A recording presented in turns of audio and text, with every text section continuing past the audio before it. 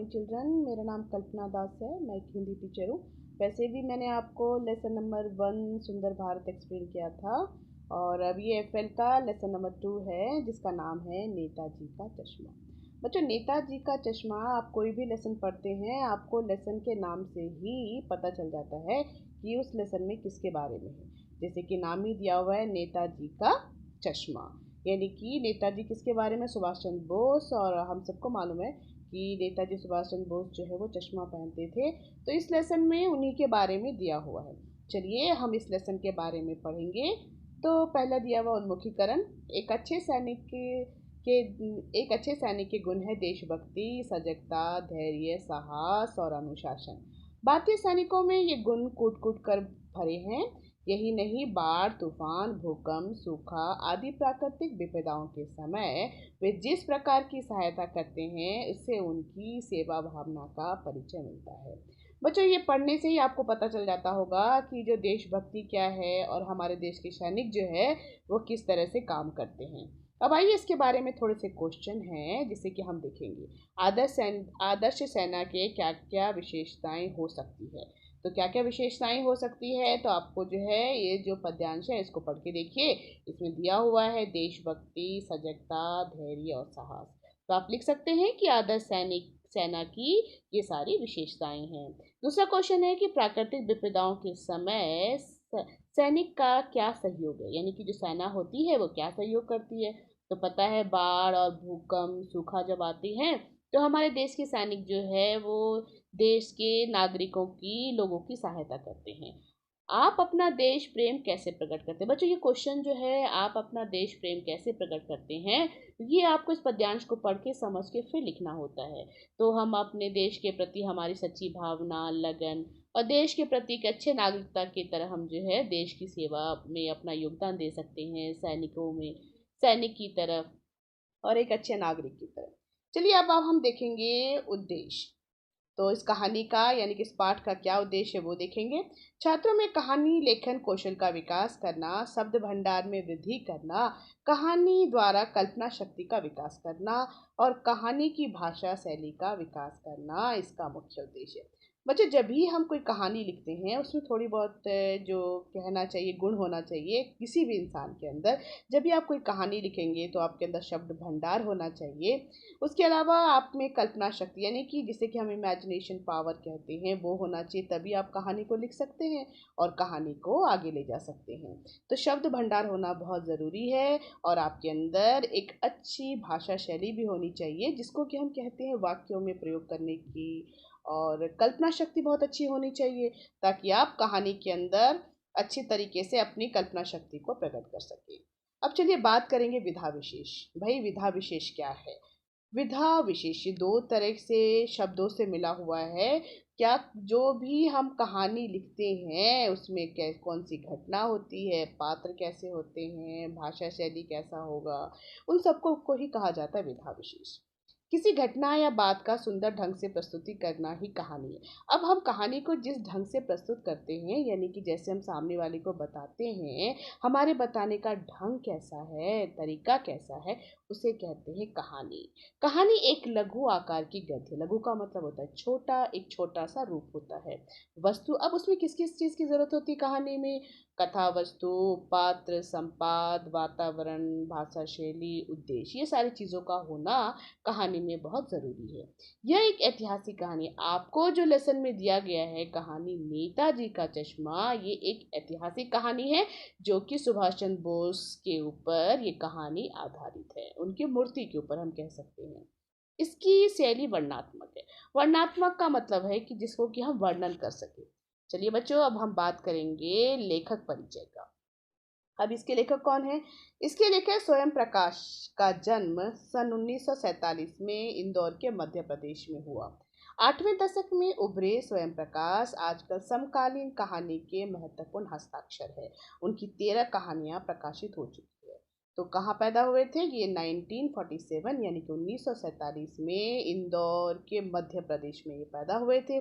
और अब तक की बात करें तो उन्होंने 13 कहानियां यानी कि प्रकाशित हो चुकी है स्वयं प्रकाश जी का। उनके सूरज कब मिलेगा, अच्छे दिन आएंगे, अच्छे दिन भी, आदमी जात का, आदमी और संधना उल्लेखनीय है। मध्यवर्गीय जीवन के कुशल चित्ते स्वयं प्रकाश जी कहानी के वर्ग शोषण के विरुद्ध चेतना, जो हमारे सामाजिक जीवन के भेदभाव के खिलाफ प्रतिकार का स्वरूप है। अब बात करेंगे, ये तो इनकी जीवन परिचय हो गया कि कहाँ पैदा हुए थे, इन्होंने क्या क्या लिखा। लेकिन सबसे बड़ी बात जो है इसमें देखिए आप, इन्होंने कहा है कि सामाजिक जीवन के भेदभाव यानी कि जो ऊंचे नीचे गरीब अमीर, इनकी कहानियों में ऐसा देखा जाता है कि इन्होंने मध्यम वर्ग के लोग जो है उनकी जीवन शैली कैसी थी, वो कैसे रहते थे, उस सारी घटनाओं का भी अपने कहानियों में वर्णन किया है। रोचक किस्सा गोई शैली में लिखी इनकी कहानियां हिंदी के वाचकीय परंपरा को स्मृत है। रोचकीय का मतलब होता है बच्चों, जो कहानी बहुत ही ज़्यादा इंटरेस्टिंग होती है ना, उसको कहते हैं रोचकीय, यानी कि इनकी कहानी जो थी वो बहुत ज़्यादा इंटरेस्टिंग होती थी। चलिए अब हम बात करेंगे विषय प्रवेश की। विषय प्रवेश देखिए बच्चों कि दो अक्षरों से बना हुआ है। विषय यानी कि सब्जेक्ट, प्रवेश का मतलब होता है उसके अंदर यानी कि इंटर होना, यानी कि जब हम किसी सब्जेक्ट के अंदर इंटर होते हैं, घुसते हैं, तो उसे हम कहते हैं विषय प्रवेश। अच्छा, दूसरी बात क्या है कि जब भी आप 7 मार्क्स या 6 मार्क्स से क्वेश्चन लिखेंगे, तो क्वेश्चंस के स्टार्टिंग में आप थोड़े बहुत विषय प्रवेश के लाइन भी दे सकते हैं। चारों ओर से सीमाओं से घिरे भूभाग का नाम देश नहीं होता। देश बनता है उसमें रहने वाले नागरिक, नदी, पहाड़, पेड़ पौधे, वनस्पति, पशु पक्षी से। इन सब से प्रेम करने तथा इनकी समृद्धि के लिए प्रयास करने का नाम देशभक्ति है। यानी कि अगर आप कहेंगे खाली जमीन का टुकड़ा ही हम देश नहीं कहते हैं, देश के लिए नदी होना चाहिए, तालाब, पशु पक्षी और उसमें रहने वाले इंसान के अलावा पशु पक्षी, ये सभी चीज़ों को हम देश कहते हैं। और उसके प्रति हमारे मन में जो भक्ति भावना होती है, जो प्रयास होता है, उसे देश कहा जाता है। इस कहानी में देश के निर्माण में सब अपने अपने तरीके से सहयोग देते हैं। बड़े ही नहीं, बच्चे भी इसमें शामिल हैं। हालदार साहब ने पान वाले से पूछा, क्यों भाई, क्या बात है कि तुम्हारे नेताजी का चश्मा हर बार बदल कैसे जाता है? तो आपको जैसे कि मैंने पहले ही बताया कि विषय प्रवेश का मतलब ही होता है उस सब्जेक्ट के अंदर आना। तो आपको ये लाइन से समझ में आ गया होगा कि भाई इस कहानी के अंदर एक हालदार साहब होगा, एक पान वाला होगा और कोई कैप्टन चश्मे वाला होगा, यानी कि ये सारे पात्र इस कहानी के अंदर होंगे। उस चश्मे वाले के बारे में जानेंगे, इस देशभक्ति ही नहीं बल्कि वह देश प्रेमी भी था। चलिए यहाँ पर हम इसके बारे में पढ़ें। बच्चों, ये हो सकता है कि ये लेसन थोड़ा लेंदी हो, अगर ये एक वीडियो में कंप्लीट नहीं हुआ तो मैं फिर दूसरे वीडियो में इसका कंटिन्यूशन दिखाऊंगी। हालदार साहब को हर 15 दिन कंपनी के काम के सिलसिले में कस्बे में गुजरना पड़ता था। कस्बा बहुत बड़ा नहीं था, जिसमें एक पक्का मकान कहा जा सके वैसा ही कुछ मकान, और जिसे एक बाजार कहा जा सके वैसा ही एक बाजार था। अब आपको पहले तो ये जानना ज़रूरी है कि भाई कस्बा किसे कहते हैं। छोटे से टाउन को कस्बा कहते हैं, जो कि शहर से छोटा और गांव से थोड़ा बड़ा होता है, यानी गांव और शहर के बीच का आप बोल सकते हैं। तो इस कस्बे में क्या था, एक पक्का मकान था, एक छोटा सा बाजार था, एक स्कूल था। कस्बे में एक लड़के लड़कियों का स्कूल और एक सीमेंट का एक छोटा सा कारखाना, जैसे कि हम फैक्ट्री कहते हैं, एक सीमेंट की फैक्ट्री थी। और 2 ओपन एयर सिनेमा घर, 2 पिक्चर हॉल भी थे, और एक नगर पालिका भी थी। एक नगर पालिका थी जो कि हमेशा उस छोटे से कस्बे के लिए कुछ ना कुछ काम करती थी। नगर पालिका थी तो कुछ ना कुछ होता ही रहता था। कभी कोई सड़क पक्की बनवा करवा दी, कभी पेशाब घर बनवा दिया, कभी कबूतर की छतरी बनवा दी, कभी कभी सम्मेलन करवा दिया। इस तरह के काम जो है वो नगर पालिका करती रहती थी। मतलब रोड बनवा देना, पक्षियों के लिए थोड़े से घोंसले यानी कि उनके रहने का स्थान, कभी कभी सम्मेलन, इस तरह से छोटे मोटे काम करवा करते रहते थे। इसी नगर पालिका को किसी उत्साही बोर्ड का प्रशासनिक अधिकारी ने एक बार शहर के मुख्य बाजार के मुख्य चौराहे पर नेताजी सुभाष चंद्र बोस की प्रतिमा लगा दी। इस कहानी की उसी प्रतिमा के बारे में है, बल्कि उससे एक छोटे से हिस्से के बारे में। अब हुआ ये कि जो नगर का, जो कस्बे का एक चौराहा था, जिसे यहाँ पर हम सर्किल कहते हैं, उस चौराहे पर जो है किसी नेताजी ने सुभाष चंद्र बोस की प्रतिमा, जब नेताजी वहां पर गए आए थे, तो वहां पे सुभाष चंद्र बोस की एक मूर्ति लगाई गई थी।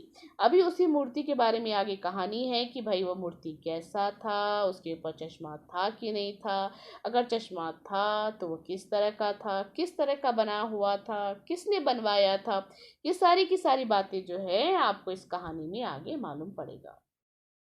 पूरी बात तो पता नहीं, लेकिन लगता है कि देश में अच्छे मूर्तिकारों की जानकारी नहीं होने होना और अच्छी मूर्ति की लागत और अनुमान उपलब्ध बजट से बहुत ज़्यादा होने के कारण काफ़ी उपाहोप। अच्छा बच्चों, यहाँ पे अंडरलाइन करिए, उपाहोप शब्द आया है जिसका मतलब होता है असमंजस।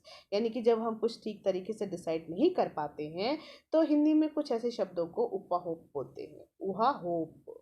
और चिट्ठी पत्री के बराबर बर्बाद हुए बोर्ड की शासन विधि बोर्ड की शासन विधि समाप्त होने की घड़ियों में किसी स्थानीय कलाकार को अवसर देने का निर्णय किया गया होगा। तो क्या हुआ कि तो उनके पास जब ये मूर्ति बनाना था नेताजी का, उस टाइम पे जो है बजट व जिनके पास जिन उनके इतने पैसे नहीं थे और समय भी बहुत कम था, तो उन्होंने सोचा कि नगर के लोगों ने कि भाई नेताजी का चश्मा तो हमें बनाना है क्योंकि चौराहे की उद्घाटन होनी है और उसके लिए मंत्री आएंगे। तो उसके लिए बहुत कम पैसे में, थोड़े से पैसे में जो है और बहुत कम समय में एक ऐसे मूर्तिकार को ढूंढा जाए जो कि नेताजी सुभाष चंद्र का मूर्ति बना सके।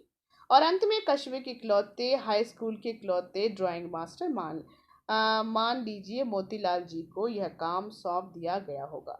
अब यहाँ पे लेखक कह रहा है कि मान लो कि भाई कस्बे में जो है एक ड्राइंग मास्टर रहता था और उसने जो है इस मूर्ति को बनाने का काम उसको दिया गया था, जो महीने भर में मूर्ति बनाकर पटक देने का विश्वास दिला रहा था। अब तो उनके पास गए तो उन्होंने कहा मास्टर जी ड्राइंग मास्टर बोले कि हाँ ठीक है भाई, हम एक महीने में जो है नेताजी के सुभाष चंद्र बोस का जो है वो मूर्ति बना देंगे। उन्होंने विश्वास दिलाया। पटक देना मतलब होता है कि उस काम को पूरा कर देना। जैसे ही कहा जा चुका है कि मूर्ति संगमरमर थी, आपको स्टार्टिंग में ही बताया गया था कि मूर्ति जो किसकी बनी हुई थी, संगमरमर की थी। टोपी की नोक से कोट के दूसरे बटन तक कोई 2 फुट। अब सबको पता है कि भाई नेताजी जो थे वो सुभाष चंद्र बोस वो हमेशा टोपी पहनते थे, चश्मा लगाते थे, तो इसलिए उन्होंने कहा है और कोट पहनते थे। तो उन्होंने जो है मूर्ति जो कितनी थी, करीबन 2 फुट ऊंची होगी और जिसे कह सकते हैं कि बस्ट, और बहुत सुंदर थी, जिसे आप इंग्लिश में कहते हैं बेस्ट, तो इन्होंने हिंदी में बस्ट लिखा उसके लिए। और मूर्ति जो थी वो बहुत सुंदर थी, यानी कि मूर्तिकार मास्टर जी जो थे उन्होंने मूर्ति बहुत अच्छी बनाई थी। नेताजी सुंदर लग रहे थे, कुछ कुछ मासूम और कमसीन। अब देखिए यहाँ पर 2 शब्द आया है, मासूम और कमसीन। इन दोनों शब्दों को आप अंडरलाइन कर लीजिए क्योंकि ये दोनों ही विदेशी शब्द कई बार आपको 10th के एग्जाम में पूछे जाते हैं कि ये शब्द किस तरह के शब्द है। तो आपको यहाँ पे अंग्रेजी शब्द, उर्दू शब्द, यानी जिसे कि हम विदेशी कहते हैं, इस तरह से आपको जो है ब्रैकेट में दिया रहेगा क्वेश्चन पेपर के अंदर। तो ये जो है विदेशी शब्द है। फौज में मूर्ति को देखते ही दिल्ली चलो और तो मुझे खून दो वगैरह याद आने लगे। अब जैसे मूर्ति को देखते से ही लगता था कि भाई सुभाष चंद्र बोस ने क्या क्या काम किए थे देशभक्ति के लिए, वो सारी बातें याद आने लगती थी। इस दृष्टि से यह सफल और सराहनीय प्रयास था, बहुत अच्छा बनाया गया था। केवल एक ही चीज की कसर थी जो कि खटकती थी, नेताजी की आंखों पर चश्मा नहीं था। मतलब मूर्ति तो बहुत अच्छी थी लेकिन नेताजी की आंखों पर जो था वो चश्मा नहीं था। यानी कि चश्मा तो था लेकिन संगमरमर का नहीं था। अब लेखक ने कहा भाई चश्मा तो था लेकिन किसका नहीं था, संगमरमर का नहीं था, क्योंकि मूर्ति संगमरमर की थी ना, तो संगमरमर का चश्मा नहीं बना हुआ था, दूसरा चश्मा उनके चेहरे पर लगा हुआ था। एक सामान्य सचमुच के चश्मे का चौड़ा काला फ्रेम मूर्ति को पहना दिया गया। हालदार साहब जब पहली बार इस कस्बे से गुजरे और चौराहे पर पान खाने रुके, तभी उन्होंने इन्हें लक्षित कर लिया कि चेहरे पर एक कौतूहल भरी मुस्कान फैल गई। और जब एक हालदार साहब थे जो हमेशा उस कस्बे से गुजरते थे, तो जब उन्होंने नेताजी के चश्मे को, मतलब चेहरे को देखा, चश्मे को ध्यान से देखा, तो उन्हें बड़ा कुछ अजीब सा लगा। भाई वाह, ये क्या आइडिया है।